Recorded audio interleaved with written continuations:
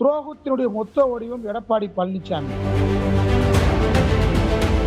அந்த வியாபாரத்தின் மூலமாக அதிகார பதவிகளை தக்க வைத்துக் கொண்டவர் தான் எடப்பாடி பழனிசாமி.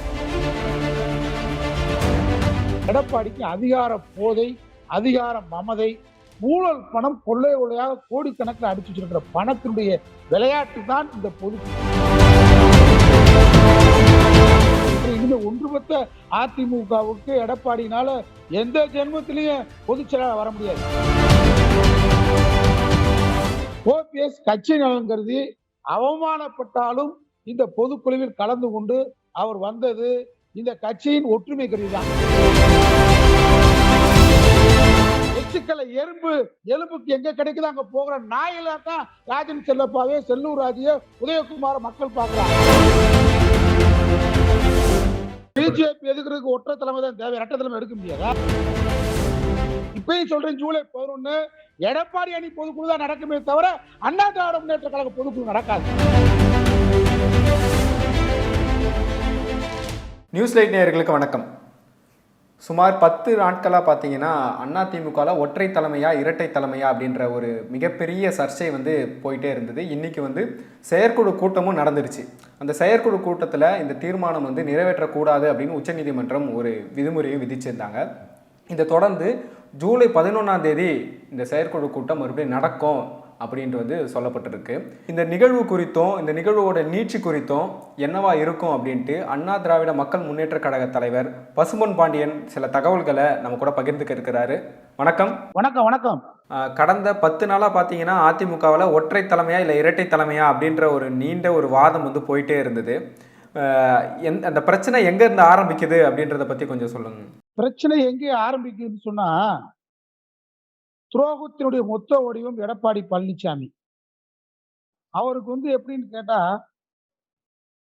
அரசியலில் ஒரு இலக்கணம் இருக்கு. தியாகம், ஒரு கொள்கை, ஒரு லட்சியம், எந்த பற்றுமே இல்லாமல் அரசியலை வியாபாரமாக்கி அந்த வியாபாரத்தின் மூலமாக அதிகார பதவிகளை தக்க வைத்துக் கொண்டவர் தான் எடப்பாடி பழனிசாமி. சசிகலா அவர்களுக்கு அவர்கிட்ட எப்படி காலில் விழுந்து ஊர்ந்து போனாருன்றதெல்லாம் நீங்க ஊடகவியாளர் உங்களுக்கு நல்லாவே தெரியும். எல்லாமே போனாங்க, காலில் விழுந்தாங்க சசிகலா காலில். ஆனா இவ்வளவு ஒரு கொத்தடிமையாக நடித்தார். ஏமாற்று பெருவழி போயிட்டு கூவத்தூர்ல இருந்து 2 பேருக்குமே வித்தியாசம் இல்லை, எடப்பாடிக்கும் ஓபிஎஸ்க்குமே. அம்மா சிறைக்கு சென்றதால ஓபிஎஸ் முதலமைச்சர், சின்னம்மா ஜெயிலுக்கு போனாலும் இபிஎஸ் முதலமைச்சர். அவ்வளவுதானே தவிர இவங்களுக்கு தியாகம் அதிமுக கொள்கை எதுவுமே இல்லை. அதுல உச்சபட்சம் என்னன்னு கேட்டா, இன்னைக்கு நடந்துகிட்டு இருக்கிற முறை, எடப்பாடியுடைய நடவடிக்கை அதிமுகவில் அதிகார மையத்தை உருவாக்க வேண்டும். அந்த அதிகார மையத்தில் அவர்தான் அதிகார மையமாக இருக்கணும் என்பது அவருடைய கனவு. அப்படியே அவரு அந்த சம்பாதிச்ச ஊழல் பணத்தை செலவு பண்ணி வந்துட்டாரு. கடந்த காலத்துல கூவத்தூர்ல அவர் தான் பணம் கொடுத்து அந்த எம்எல்ஏ சசிகலா மூலமாக உட்கார்ந்தாரு. உட்கார்ந்த அடுத்த நிமிடமே யாரு உங்களை உருவாக்குனாங்களோ அந்த சசிகலாவுக்கு துரோகம் பண்ணார்.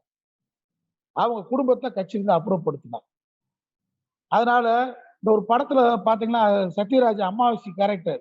இப்ப நவீன காலத்து அமாவாசை யாருன்னு கேட்டா எடப்பாடி தான். சின்னம்மா குடும்பத்தை 24 மணி நேரத்துல டிடிவியை கட்சியில இருந்து வெளியேற்றிட்டு, அந்த சின்னம்மா குடும்பத்துக்கு கட்சிக்கு தொடர்பு இல்லாம ஆக்கிட்டு, அடுத்து தயவுக்காக, அதாவது ஆட்சியுடைய தயவுக்காக இவர்கிட்ட சமரசமாகி ஒருங்கிணைப்பாளர் பதவியை கொடுக்குற மாதிரி கொடுத்துட்டு, இவரையும் ஏமாத்தி இணை ஒருங்கிணைப்பாளருக்கும் அதிகாரம் 2 பேருக்கு இருக்கின்ற மாதிரி ஒரு நாடகத்தை போட்டு, முதலமைச்சர் வேட்பாளராக தன்னை இருக்கிற அடிமைகளை, கொத்தடிமைகளை புறாதையும் சரி பண்ணிக்கிட்டு பணத்தை கொடுத்து வந்தாரு. எதிர்கட்சி தலைவருக்கும் அதே மாதிரி விட்டு கொடுத்தாரு ஓபிஎஸ். இப்ப அவசரமாக இந்த கட்சியை கைப்பற்ற வேண்டும் அதிமுக என்பது அவருடைய திட்டம். அதனாலதான் பொதுக்குழு என்பது நார்மலா கிளைக்கழகத்திலிருந்து ஒன்றியத்திலிருந்து நடந்து முடிஞ்சிருச்சு. முடிஞ்சு அதுக்கு அவைத்தலைவர் இன்றைக்கு தேர்வு செய்யப்பட வேண்டும். இது ஒரு அதிமுகவின் காலகாலமாக புரட்சி தலைவர் காலத்தில் பின்பற்றக்கூடிய ஒரு மரபு.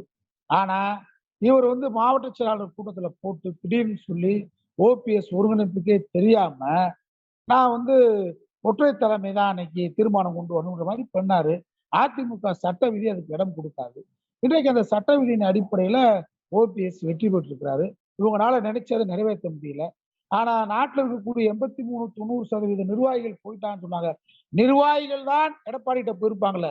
ஏன்னா அவர் வச்சிருக்கிற சம்பாதிச்சிருக்கிற பணம், வெள்ளி தோட்டா, வெள்ளி தோட்டா மக்கள் மூலமாக இந்த துரோகிகளை வச்சிருக்காரே தவிர, நிர்வாகிகளை தவிர்த்து நாடு முழுவதும் அதிமுக தொண்டன் வேடிக்கை பார்த்துட்டு இருக்கான். இப்ப அங்க வந்தெல்லாம் தொண்டர்கள் இல்ல. கோயம்புத்தூர், ஈரோடு, கரூர்ல இருக்கக்கூடிய கொங்கு இன்னைக்கு நடந்தது அதிமுக பொதுக்குழுவான்னு சொல்ல முடியாது. ஏன்னா நான் சாதி மதத்துக்கு அப்பாற்பட்ட ஆளு தான். என்னை பற்றி எல்லாத்துக்கும் தெரியும். ஆனா இன்னைக்கு நடந்தது கொங்கு பேரவை. அங்க முறையாக வந்து மினிட்ல கையெழுத்தே வாங்கல பொதுக்குழு உறுப்பினர்கிட்ட. அங்க இருந்து ரவுடி கட்டாளங்களை கொண்டு வந்து உள்ள வந்து உட்கார வச்சு ஓபிஎஸ் அவமானப்படுத்தி அனுப்பியிருக்காரு.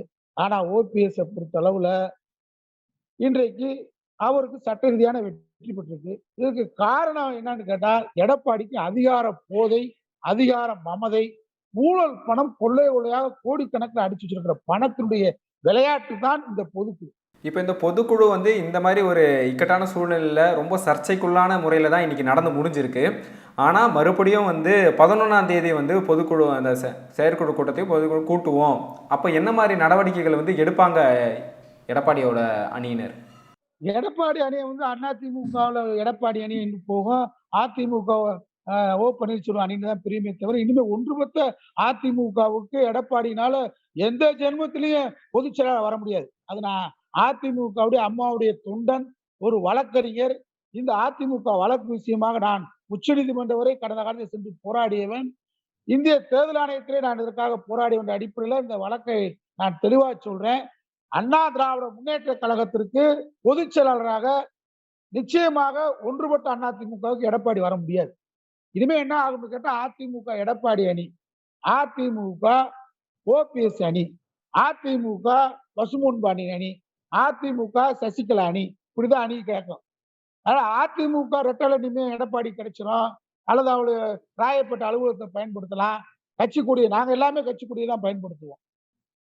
இது ஒரு முடிவு வர வரைக்கும். அதனால ஒன்றுபட்ட அதிமுகவை பொதுக்குழுவை அவரால் கூட்ட முடியாது. ஜூலை 11ஆம் தேதி நான் ஏற்கனவே பேட்டி கொடுத்திருக்கேன். இந்த பொதுக்குழு நடக்காது அப்படின்னு சொல்லியிருந்தேன். இப்ப பொதுக்குழு நடக்கல. ஏன்னா பொதுக்குழு ஆரம்பிக்குமே பார்த்தீங்கன்னா சி.வி. சண்முகம் அவர்கள் வந்து இந்த 23 தீர்மானங்களையும் வந்து பொதுக்குழு உறுப்பினர் நிராகரிக்கிறாங்க அப்படின்னு ரொம்ப ஆக்ரோஷமா பேசுறாரு. அப்பதான் நிகழ்ச்சி வந்து ஆரம்பிக்குதே. ஆமா, அவரு ஆக்ரோஷம் வந்து அவருக்கு பதவி, ராஜ்யசபா பதவி போட்டியில வாங்கிட்டாரு. எடப்பாடி கொடுத்துட்டாரு. அதனால வந்து அவர் வந்து பேசுறாரே தவிர, அதிமுகவுடைய கட்சியை பத்தி யாரும் கருதல யாருமே. யாருமே அவங்களுடைய தன்னலத்தை தான் கருதுனாங்களே தவிர, கட்சியை பத்தி யாரும் கருதல.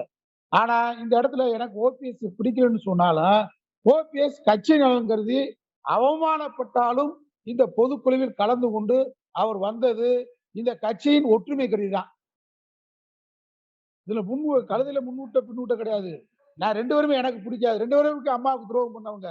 ஆனால் இந்த இடத்தில் இன்னைக்கு நடந்துகிட்ட பொதுக்குழுவில் எடப்பாடி பழனிசாமி திட்டமிட்டு ரவுடிகளை குவித்து, திட்டமிட்டு கொங்கு மண்டலத்திலிருந்து ஆட்களை இரவு முழுவதும் சென்னை, திருவள்ளூர், காஞ்சிபுரம், செங்கல்பட்டு மாவட்டங்கள லாட்ஜிகள்ல பூரா குண்டர் படையை தங்க வச்சு திட்டமிட்டு அவமானப்படுத்தினா நினைச்சாரு. அவர் என்ன நினைச்சிட்டாரு, இந்த தேவர் பெல்ட்ல இருக்கிறவங்க பூராமே போயிட்டாங்க. இந்த உதயகுமார், ராஜன் செல்லப்பா, செல்லூர் ராஜு இவங்கெல்லாம் தேவர் பெல்ட்ல இருந்து வந்துட்டாங்க. தேவருக்கு ஒரு செல்வாக்குல நினைக்கிறாரு. ஆனா நானு அந்த மக்களோட தென் மாவட்டத்திலிருந்து பேசுறேன். தென் மாவட்ட மக்கள் கொதித்திருக்கிறார்கள். இவங்கெல்லாம் தலைவரா பார்க்கல. எச்சுக்களை எலும்புக்கு எங்க கிடைக்குதோ அங்க போகிற நாயில தான் ராஜன் செல்லப்பாவே, செல்லூர் ராஜையோ, உதயகுமார மக்கள் பார்க்கிறான். முக்குளத்தூர் மக்கள் 10.5% இடஒதுக்கீட்டில் நமக்கு பாதிப்பை ஏற்படுத்தியது எடப்பாடி பழனிசாமி. அந்த கோபம் இருக்கு. அந்த கோபத்தினாலதான் தென் மாவட்டத்தில் அதிமுக தோற்றது. இப்ப எடப்பாடி தவறான கணக்கு போடுறாரு. ஏதோ 2, 3 பேர் எம்எல்ஏ இருக்கிறவங்க போயிட்டாண்டு. இவங்கள மக்கள் மதிக்கல. இவங்க இனிமே ஜென்மத்துக்கு எம்எல்ஏ தென் மாவட்டத்தில் வர முடியாது. அந்த அளவுக்கு மக்கள்கிட்ட ஒரு கொதிப்பான சூழ்நிலை தென் மாவட்டத்தில் இருக்கு. இந்த சூழ்நிலை எப்படி இருக்குன்னு கேட்டா, கவுண்டரா தேவரா, இந்த அதிமுக அல்ல, இப்படி போயிருச்சு. இப்ப சாதி மதங்களுக்கு அப்பாற்பட்ட உள்ள திராவிட இயக்கத்தை வளர்த்த இயக்கத்தை எடப்பாடி பழனிசாமி இன்றைக்கு கொங்கா தேவரா அப்படின்னு கொண்டு போயிட்டாரு. எதிர்காலம் வந்து ஓபிஎஸ் இபிஎஸ் விட கொங்கா தேவரான்னு வரும். அவர் நினைக்கிறார் தேவர் மண்டலத்துல 2 ராஜன் சொல்லப்பா, நீங்களா எச்சிக்கலை எலும்புக்கு போற நாயிக மக்கள் மத்தியில இன்னைக்கு மரியாதை இல்ல, தேர்தலில் நிக்கவே முடியாது, தென் மாவட்ட முக்குளத்தோர் மக்கள்கிட்ட ஏத்துக்கிறவே இல்லை. அந்த அளவுக்கு மக்கள் மத்தியில் ஒரு கொதிப்பான சூழ்நிலை இருக்கு. ஏன்னா நான் சொல்லிட்டேன், என்னைய பொறுத்தவரையில் 2 பேரும் பிடிக்காதான் தனியா அண்ணா திராவிட மக்கள் முன்னேற்ற கழகம் நடத்துறேன். ஆனா மக்களின் கொந்தளிப்பை நான் சொல்றேன். தவறான கணக்கு எடப்பாடி போட்டாரு. சாதியை இங்கே உருவாக்கி விட்டார். இருதரப்பு மோதலுக்கு உருவாக்கி விட்டார். தேவரா கவுண்டரா அப்படின்ற சூழ்நிலை உருவாக்கிட்டாரு. சூழ்நிலை மோசமா தான் போகுது எதிர்காலம். இவ்வளவு ஆனா வந்து இப்போ எடப்பாடி தரப்புல இருந்து என்ன சொல்றாங்கன்னா, எடப்பாடி தரப்புல இருந்து சொல்றதுல பொதுவாகவே பேசப்பட்டது என்னன்னா, இன்னைக்கு வந்து பிஜேபி வந்து ரொம்ப ஒரு முக்கியமான ஒரு சக்தியா வளர்ந்துட்டு வருது. அப்போ ஒற்றை தலைமை வந்து நோக்கி போறதுல வந்து என்ன பிரச்சனை இருக்கு அப்படின்ற மாதிரி வாதம் பிஜேபி எதுக்குறதுக்கு ஒற்றை தலைமை தான் தேவை. இரட்டை தலைமை எடுக்க முடியாதா? இரட்டைக்குள்ள துப்பாக்கி எடுக்க முடியாதா? மோடியின் காலில் விழுந்து தன்னுடைய வழக்குகளுக்காக தான் சம்பாதிச்ச கொள்ளை பணத்திற்காக மோடியின் கால் நோடுகிற கூட்டம் தானே ஓபிஎஸ் இபிஎஸ். இல்லைன்னா பிஜேபி நீங்க எதுக்க போறீங்க? வீரியமை எதுக்க முடியுமா எடப்பாடினால? உடனாடு கொள்ளை வழக்கில் இருக்கிறார். அம்மாவுடைய மர்ம மரணம் விசாரணையில் வரப்போறாரு எடப்பாடி. அம்மா வீட்டுல நடந்த கொலை என்ன, கொள்ளை என்ன, அதன் தொடர்ச்சியாக மர்மம் என்ன, மரணம் என்ன, இதையெல்லாம் காப்பாற்றிக் கொள்வதற்காக மோடியின் காலில் விழுந்து தமிழகத்துடைய ஜீவாதார அடிமையாக இருந்தவர்கள் எடப்பாடி முதலமைச்சராக இருக்கும் போது. அதனால இவங்க பிஜேபியின் கொத்தடிமை. இவர்கள் எதிர்க்க முடியாது வீரியமா. தமிழ்நாட்டில் திராவிட முன்னேற்ற கழகம் தலைமையிலான கூட்டணி தான் பிஜேபி எதிர்க்க முடியும். இவங்க 2 பேராலும் எதிர்க்க முடியாது. அதனால இப்ப நடந்தது அதிமுக பொதுக்குழு, ஒன்றுபட்ட பொதுக்குழு. இனிமே ஒன்றுபட்ட பொதுக்குழு அதிமுக நடத்துவதற்கு நிறைய பயணங்கள் செய்ய வேண்டியிருக்கு. சட்ட ரீதியாகவும் இடையூறு. அதிமுக பொதுக்குழு ஜூலை 11 அன்னைக்கு சொன்னேன் நடக்காது இந்த பொதுக்குழு. இன்னைக்கு அவங்க நினைச்சது நடக்க முடியல. இப்பயும் சொல்றேன், ஜூலை 11 எடப்பாடி அணி பொதுக்குழு தான் நடக்குமே தவிர அண்ணா திராவிட முன்னேற்ற கழக பொதுக்குழு நடக்காது. நடக்கும் விட மாட்டோம். சட்ட ரீதியாக தடை இருக்கு. தடை செய்வோம். இப்போ இதுக்கப்புறமா ஒருவேளை வந்து ஒற்றை தலைமை தீர்மானம் நிறைவேற்றப்படுது, அதுக்கப்புறமா வந்து எடப்பாடி வந்து ஒற்றை தலைமையை ஏற்கிறாரு அப்படின்ற பட்சத்தில் இதுக்கு முன்னாடி ஜே அணி ஜா அணி அப்படின்னு பிரியும் போது இருந்த சூழ்நிலை இங்கே நிலவத்துக்கு வாய்ப்பு இருக்கா? அதுக்கப்புறமா யார் வந்து ஒரு முக்கிய தலைமையாக வந்து இங்கே இருப்பாங்க அதிமுகவில்? நிச்சயமாக புரட்சி தலைவி சொன்ன மாதிரி கடைக்கோடி தொண்டன் அண்ணா திராவிட முன்னேற்ற கழகத்தை இந்த ஆட்சி 100 ஆண்டுகள் நடத்துவார்னு சொன்னாரு. அதனால நிச்சயமாக என்னை போன்ற தொண்டர்கள் நிச்சயமா வருவோம். 1.5 கோடி தொண்டன் இந்த வேடிக்கை பார்த்துட்டு இருக்கான். அங்க வானகரத்துல கூடின கூட்டம் திரண்ட கூட்டம் அல்ல, திரட்டப்பட்ட கூட்டம். எடப்பாடியின் வெள்ளி தோட்டாக்களுக்காக, பணத்திற்காக, கொள்ளையடிச்ச பணத்திற்காக வந்த கூட்டம், கூவுகிற கூட்டம், கொள்கை கூட்டம் வேடிக்கை பார்த்துட்டு இருக்கான். நிச்சயமாக நல்ல ஒரு தலைமை அண்ணா திராவிட முன்னேற்ற கழகத்துக்கு ஏற்படும். அதுவரை இந்த நாடகங்கள் நடக்கும். இந்த நாடகத்தை நான் பார்த்து கொண்டிருக்கேன். உங்கள் நேரத்தை செலவு செஞ்சு இந்த அரசியல் பின்புலத்தில் என்ன மாதிரி காரணங்கள் இருக்குது அப்படின்றது எங்கள் கூட பகிர்ந்துக்கிறதுக்கு நியூஸ் லைட் நேயர்கள் சார்பாக நன்றிண்ணா.